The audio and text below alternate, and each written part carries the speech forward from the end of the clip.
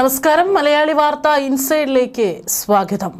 ഇന്നലെ കേരളം ഒരു കലാപഭൂമിയായിരുന്നു. ഒരുപക്ഷെ UDF സർക്കാർ അധികാരത്തിലേറിയതിനു ശേഷം ഇത്രയും പല ജില്ലകളിലും ഒരു പ്രശ്നം നടന്നത് ആദ്യമായിട്ടായിരിക്കും. പിണറായി വിജയന്റെ വീടുകളിലും അതുപോലെ തന്നെ മകളുമായി ബന്ധപ്പെട്ടിട്ടുള്ള പല അഴിമതി ആരോപണങ്ങൾ നടക്കുന്ന കമ്പനികളിലൊക്കെ തന്നെ ഏകദേശം 12 ഇടങ്ങളിൽ ഒരേ സമയം ED റെയ്ഡിന് എത്തിയതായിരുന്നു വലിയ ഒരു കോളിളക്കം ഇവിടെ CPM സൃഷ്ടിക്കാനുള്ള ഒരു കാരണമെന്ന് പറയുന്നത്. അതും സംഭവങ്ങൾ പ്രതിഷേധിക്കാനുള്ള അവകാശമൊക്കെ തന്നെ എല്ലാവർക്കും ഉണ്ട്. പക്ഷേ അത് അതിര് വിടുന്ന കാഴ്ചയായിരുന്നു ഇന്നലെ നമ്മൾ കണ്ടത്. CRPF ഉദ്യോഗസ്ഥർക്കും ED ഉദ്യോഗസ്ഥർക്ക് അടക്കം പരിക്ക് പറ്റുന്ന കാഴ്ചകൾ കണ്ടു. മാത്രമല്ല അവരുടെ വാഹനങ്ങൾ തെരുവിലിട്ട് തകർക്കുന്ന കാഴ്ച നമ്മൾ കണ്ടു. ഏതായാലും ഇപ്പോൾ വിഷയത്തിൽ കേന്ദ്ര ധനമന്ത്രാലയവും ആഭ്യന്തര മന്ത്രാലയവും റിപ്പോർട്ട് തേടിയിട്ടുണ്ട് എന്നാണ് അറിയാനായിട്ട് സാധിക്കുന്നത്. ആഭ്യന്തര മന്ത്രാലയത്തിന്റെ ഒരു നടപടി ഉണ്ടായിക്കഴിഞ്ഞാൽ നമുക്കറിയാം, അമിത്ഷാ ആണ് കേന്ദ്ര ആഭ്യന്തര മന്ത്രി. അവിടെ നിന്നൊക്കെ തന്നെ കടുത്ത ഒരു നടപടി ഉണ്ടായിക്കഴിഞ്ഞാൽ ഈ പറയുന്ന ആവേശമൊക്കെ പിണറായി വിജയനും സഖാക്കൾക്കും ഉണ്ടാകുമോ എന്നുള്ളത് കൂടി നമ്മൾ ഇവിടെ ഒന്ന് പരിശോധിക്കേണ്ടിയിരിക്കുന്നു. CMRL എക്സാലോജിക് സാമ്പത്തിക ഇടപാട് കേസിൽ മുൻ മുഖ്യമന്ത്രി പിണറായി വിജയന്റെ മകൾ T വീണയുടെ അറസ്റ്റിലേക്ക് കാര്യങ്ങൾ അതിവേഗം നീങ്ങുകയാണെന്ന ചില അതീവ നിർണായക സൂചനകളും ഇപ്പോൾ പുറത്തു വരുന്നുണ്ട്. അതായത് ഇന്നലെ ഭയപ്പെടുത്തി അല്ലെങ്കിൽ കാറ് തകർത്ത് EDയെ വിട്ടുകഴിഞ്ഞാൽ ഇനി ഈ കേസ് അവരങ്ങ് അടച്ചുപൂട്ടും അല്ലെങ്കിൽ ആ ഫയൽ അങ്ങ് ക്ലോസ് ചെയ്യും എന്നാണ് ഇവിടെ പ്രതിഷേധിച്ച സഖാക്കളൊക്കെ കരുതിയെങ്കിൽ അത് തെറ്റാണ്. തീർച്ചയായിട്ടും കൂടുതൽ തെളിവുകൾ അവരുടെ കയ്യിലുണ്ടെങ്കിൽ കേസന്വേഷണവുമായി മുൻപോട്ട് പോവുക തന്നെ ചെയ്യും. അതിനുവേണ്ടി ഇനി 10 അല്ല, ഒരു 100 കേന്ദ്രസേനയെ ഇവിടെ ഇറക്കേണ്ടി വന്നാൽ അത് കേന്ദ്ര ആഭ്യന്തര മന്ത്രാലയം ചെയ്തിരിക്കും എന്നുള്ള കാര്യത്തിലും ആർക്കും ഒരു സംശയമില്ല. ഇനിയിപ്പോൾ കേരളത്തിൽ നിയമസഭയുടെ നയപ്രഖ്യാപന പ്രസംഗം ഉൾപ്പെടെയുള്ള സുപ്രധാന രാഷ്ട്രീയ നീക്കങ്ങൾ സംസ്ഥാനത്ത് നടക്കാനിരിക്കെയാണ്.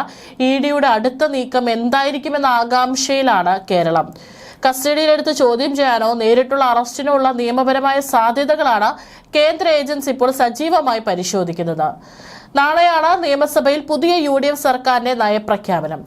റെയ്ഡിൽ പിടിച്ചെടുത്ത നിർണായക രേഖകളും ഡിജിറ്റൽ തെളിവുകളും കൊച്ചി ഓഫീസിൽ ഉദ്യോഗസ്ഥർ അതിവേഗം വിശകലനം ചെയ്തു വരികയാണ്. അന്വേഷണം കടുപ്പിക്കുന്നതിന്റെ ഭാഗമായി വിവിധ ബാങ്ക് അക്കൗണ്ടുകളിലായി കിടന്നിരുന്ന 18,36,00,000 രൂപയോളം ED ഇതിനകം മരവിപ്പിച്ചു കഴിഞ്ഞു. 242ഓളം ബാങ്ക് അക്കൗണ്ടുകളാണ് കേന്ദ്ര ഏജൻസി ഒരൊറ്റ നീക്കത്തിൽ ലോക്ക് ചെയ്തിരിക്കുന്നത്. ഈ അക്കൗണ്ടുകളിലൂടെയുള്ള കോടികളുടെ പണമിടപാടുകളുടെ ഉറവിടം വ്യക്തമായാൽ ഉടൻ തന്നെ അറസ്റ്റ് ഉൾപ്പെടെയുള്ള കടുത്ത നടപടികളിലേക്ക് ED കടക്കുമെന്നാണ് ഡൽഹിയിൽ നിന്നുള്ള ഉന്നത വൃത്തങ്ങൾ നൽകുന്ന സൂചന.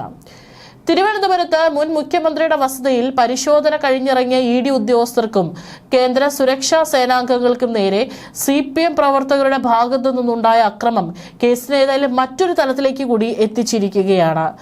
യാതൊരുവിധ പ്രകോപനവുമില്ലാതെയാണ് ഒരു സംഘം ആളുകൾ കമ്പികളും കല്ലുകളുമായി ED ഉദ്യോഗസ്ഥരുടെയും കേന്ദ്ര സുരക്ഷാ സേനാംഗങ്ങളുടെയും വാഹനങ്ങൾ ആക്രമിച്ചത്. ആക്രമണത്തിൽ ഒരു വാഹനത്തിന്റെ ഡ്രൈവർക്ക് കണ്ണിന് ഗുരുതരമായി പരിക്കേൽക്കുകയുമുണ്ടായി. സംസ്ഥാനത്തെ ക്രമസമാധാന നില പൂർണ്ണമായി തകർന്നുവെന്ന വിലയിരുത്തൽ ഇനി നടക്കാനിരിക്കുന്ന എല്ലാ നിർണായക നീക്കങ്ങൾക്കും തദ്ദേശീയ പോലീസിനെ പൂർണ്ണമായി ഒഴിവാക്കാൻ കേന്ദ്ര ആഭ്യന്തര മന്ത്രാലയം തീരുമാനിച്ചതായാണ് വിവരം. അടുത്ത ഘട്ടത്തിൽ T വീണയെ ലക്ഷ്യമിട്ട് ED സംഘം എത്തുമ്പോൾ തോക്കേന്തിയ കൂടുതൽ കേന്ദ്ര സുരക്ഷാ സേനയുടെ കനത്ത സുരക്ഷാ വലയത്തിലായിരിക്കും അവർ വന്നിറങ്ങുക എന്നുള്ള കാര്യത്തിൽ യാതൊരു സംശയവും വേണ്ട. ഇതിനു മുമ്പ് ബംഗാളിലാണ് ഇത്തരത്തിൽ നടന്നിരിക്കുന്നത്. അന്നും ED സംഘം വളരെ വിവാദമായിട്ടുള്ള ഒരു അന്വേഷണത്തിനായിട്ട് എത്തിയപ്പോഴും ഇത്തരത്തിൽ സമാനമായ രീതിയിൽ ED ഉദ്യോഗസ്ഥർക്ക് നേരെ ആക്രമണമുണ്ടായി. അന്ന് പലർക്കും പരിക്കേൽക്കുന്ന കാഴ്ച കണ്ടു. ഏതായാലും അത്തരത്തിലൊരു സമാനമായ സാഹചര്യത്തിലേക്കാണ് കേരളം പോയിക്കൊണ്ടിരിക്കുന്നത്. സംഭവത്തിൽ തിരുവനന്തപുരം പോലീസിൽ ED ഔദ്യോഗികമായി പരാതി നൽകിയിട്ടുണ്ട്. അന്വേഷണം കൂടുതൽ ശക്തമാകുന്നതോടെ വരും ദിവസങ്ങളിൽ നാടകീയമായ പല രംഗങ്ങൾക്കും കേരളം സാക്ഷ്യം വഹിക്കേണ്ടി വരും. ഈ പശ്ചാത്തലത്തിൽ അറസ്റ്റ് തടയുന്നതിനായി T വീണ വരും ദിവസങ്ങളിൽ കോടതിയിൽ മുൻകൂർ ജാമ്യ ഹർജി സമർപ്പിച്ചേക്കുമെന്നാണ് രാഷ്ട്രീയ കേന്ദ്രങ്ങളിൽ നിന്നുള്ള വിവരം. കള്ളപ്പണ വെളുപ്പിക്കൽ നിരോധന നിയമപ്രകാരം ED ചുമത്തിയിരിക്കുന്ന കുറ്റങ്ങൾ അതീവ ഗുരുതരമായതിനാൽ മുൻകൂർ ജാമ്യത്തിന് കോടതിയെ സമീപിക്കുക മാത്രമാണ് പ്രതിഭാഗത്തിന്റെ മുന്നിലുള്ള വഴി. എന്നാൽ ഈ മുൻകൂർ ജാമ്യാപേക്ഷയെ ശക്തമായി ചെറുക്കാനും കൃത്യമായ തെളിവുകൾ നിരത്തി കസ്റ്റഡിയിൽ വാങ്ങി ചോദ്യം ചെയ്യാനുമാണ് ഇഡിയുടെ നീക്കം. പിണറായി വിജയന്റെ മകളുടെ അറസ്റ്റിലേക്ക് കാര്യങ്ങൾ നീങ്ങിയാൽ CPM അതിനെ രാഷ്ട്രീയമായി എങ്ങനെ പ്രതിരോധിക്കുമെന്നതും കേരളം ഉറ്റുനോക്കുകയാണ്. കള്ളപ്പണം വെളുപ്പിക്കൽ നിരോധന നിയമപ്രകാരമുള്ള കേസിൽ ഇഡിയുടെ അന്വേഷണവും സമൻസുമെല്ലാം സ്റ്റേ ചെയ്യണമെന്നാവശ്യപ്പെട്ടുള്ള ഹർജി തള്ളിയ ഹൈക്കോടതി ഉത്തരവ് കൊച്ചി ED ഓഫീസിൽ ലഭിക്കുന്നത് ചൊവ്വാഴ്ച രാത്രി 8-ന് ശേഷം മാത്രമാണ്. ആ ഒറ്റ രാത്രി കൊണ്ടാണ് കേരള രാഷ്ട്രീയത്തെ പിടിച്ചുലച്ച നിർണായകമായ റെയ്ഡിനെ ED തീരുമാനമെടുത്തത്. അതിവേഗത്തിലുള്ള ഈ തീരുമാനത്തിന് പിന്നിൽ കൃത്യമായ ചില സമയക്കൂട്ടുകൾ ED കണക്ക് കൂട്ടിയിരുന്നു. വിധി വന്നതിന് തൊട്ടടുത്തുള്ള 2 ദിവസം ഹൈക്കോടതി അവധിയാണെന്ന പെർഫെക്റ്റ് ടൈം ആയിരുന്നു ഈ അർദ്ധരാത്രി ഓപ്പറേഷന് പിന്നിലെ പ്രധാന കാരണം. കോടതി അവധിയായതിനാൽ പ്രതിഭാഗത്തിന് പെട്ടെന്ന് മറ്റു നിയമ നടപടികളിലേക്ക് നീങ്ങാൻ കഴിയില്ലെന്ന് ED ഉറപ്പിച്ചു. കേരളത്തിലും ബംഗളൂരിലുമായി 10 ഇടത്താണ് ഒരേ സമയം റെയ്ഡ് പ്ലാൻ ചെയ്തത്. ഇതിനായി ഡൽഹിയിലെ ED ആസ്ഥാനത്ത് നിന്ന് അടിയന്തര അനുമതി വാങ്ങുകയും 50-ലേറെ ഉദ്യോഗസ്ഥരെ വിവിധ സംഘങ്ങളായി തിരിച്ചൊതുക്കുകയും വേണമായിരുന്നു. ചൊവ്വാഴ്ച രാത്രി 8 മണിക്ക് കോടതി ഉത്തരവ് കിട്ടിയതു മുതൽ ബുധനാഴ്ച രാവിലെ 7-ന് റെയ്ഡ് തുടങ്ങും വരെയുള്ള ആ 11 മണിക്കൂർ അന്വേഷണ സംഘത്തെ സംബന്ധിച്ച് അതീവ നിർണായകമായിരുന്നു. റെയ്ഡ് വിവരം ചോർന്നാൽ വലിയ രീതിയിലുള്ള രാഷ്ട്രീയ തെളിവ് നശിപ്പിക്കലും ഉണ്ടാകുമെന്ന് ED സംഘം മുൻകൂട്ടി കണക്കുകൂട്ടിയിരുന്നു. അതുകൊണ്ട് തന്നെ കൊച്ചി ഓഫീസിലെ വളരെ ചുരുക്കം ഉന്നത ഉദ്യോഗസ്ഥർക്ക് മാത്രമാണ് ഇതിന്റെ പൂർണ്ണ രൂപം അറിയാമായിരുന്നത്. 2 വർഷം മുമ്പാണ് CMRL എക്സാലോജിക് ദുരൂഹ പണമിടപാടിൽ EDയുടെ അന്വേഷണവും സമൻസുമല്ല സ്റ്റേ ചെയ്യണമെന്ന ഹർജി ഹൈക്കോടതിയിൽ വരുന്നത്. CMRLന്റെയും ഉദ്യോഗസ്ഥരുടെയും ആ ഹർജി ദീർഘനാളത്തെ വാദപ്രതിവാദങ്ങൾക്ക് ശേഷം ഹൈക്കോടതി തള്ളിയതും ചൊവ്വാഴ്ചയായിരുന്നു. ഉത്തരവിന്റെ പകർപ്പ് ഔദ്യോഗികമായി കൈപ്പറ്റാൻ രാത്രി വൈകുന്നതുവരെ ED സംഘത്തിന് കാത്തിരിക്കേണ്ടി വന്നു. നിയമപരമായ തടസ്സങ്ങൾ നീങ്ങിയതോടെ ED കൊച്ചി ഓഫീസിലെ യൂണിറ്റ് 4ന്റെ ചുമതലയുള്ള ഡെപ്യൂട്ടി ഡയറക്ടർ സിമിയുടെ നേതൃത്വത്തിലായിരുന്നു മിന്നൽ നീക്കങ്ങൾ ഏകോപിപ്പിച്ചത്. CMRL കമ്പനിയും ഉദ്യോഗസ്ഥരും ഹൈക്കോടതി സിംഗിൾ ബെഞ്ചിന്റെ ഉത്തരവിനെതിരെ വീണ്ടും ഡിവിഷൻ ബെഞ്ചിനെ സമീപിച്ച് സ്റ്റേ വാങ്ങാനുള്ള സാധ്യതകൾ ഏറെയായിരുന്നു. ഈ കണക്ക് കൂട്ടലിലാണ് അവർ കോടതിയിലേക്ക് എത്തുന്നതിന് മുമ്പ് തന്നെ അതിവേഗത്തിലുള്ള റെയ്ഡ് ED ആസൂത്രണം ചെയ്തത്. ഡിവിഷൻ ബെഞ്ചിൽ നിന്ന് അനുകൂല ഉത്തരവ് സമ്പാദിക്കാൻ പ്രതിഭാഗത്തിന് സമയം നൽകരുത് എന്നതായിരുന്നു EDയുടെ തന്ത്രം.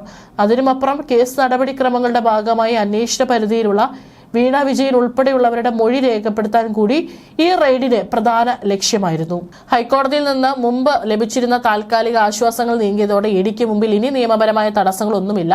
ഒരു വിവര സാങ്കേതിക വിദ്യ സംബന്ധിച്ച കൺസൾട്ടൻസി സേവനവും നൽകാതെ CMRL നിന്ന് 2,78,00,000 രൂപ എക്സാലോജിക്ക് കൈപ്പറ്റിയതും മറ്റു ഉപകമ്പനികളിൽ നിന്ന് ലക്ഷക്കണക്കിന് രൂപ വായ്പയായി വാങ്ങിയതുമെല്ലാം കള്ളപ്പണത്തിന്റെ പരിധിയിൽ വരുമെന്ന് ED ഉറപ്പിച്ചു കഴിഞ്ഞു.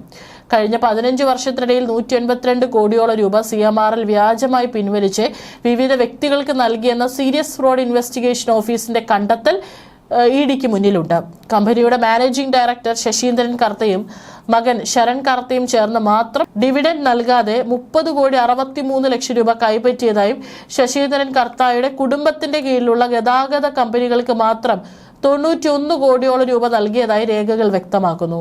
തുടർച്ചയായി ഉണ്ടാകുന്ന ഇത്തരം കണ്ടെത്തലുകൾ ഭരണകക്ഷിയായ CPMനെ പ്രതിരോധത്തിലാക്കിയിരിക്കുകയാണ്. അക്കൗണ്ടുകൾ ലോക്ക് ചെയ്തതോടെ പണത്തിന്റെ ഒഴുക്ക് എങ്ങോട്ടായിരിക്കുമെന്ന് കൃത്യമായി കണ്ടെത്താൻ EDക്ക് സാധിച്ചിട്ടുണ്ട്. CMRL കമ്പനിയിൽ നിന്ന് പണം പറ്റിയുള്ള മറ്റ് രാഷ്ട്രീയ നേതാക്കളുടെയും പട്ടിക ED തയ്യാറാക്കിയിട്ടുണ്ടെന്നാണ് വിവരം. ഇത് മുന്നണി വ്യത്യാസമില്ലാതെ പല പ്രമുഖരെയും വെട്ടിലാക്കാൻ സാധ്യതയുണ്ട്.